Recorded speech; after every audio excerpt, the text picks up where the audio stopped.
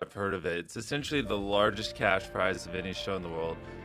Season one, we had the most contestants of any show in the world, and the largest sets of any show ever to exist. And I was just like, what if you take like a reality show, but you just ramp everything up to the absolute maximum?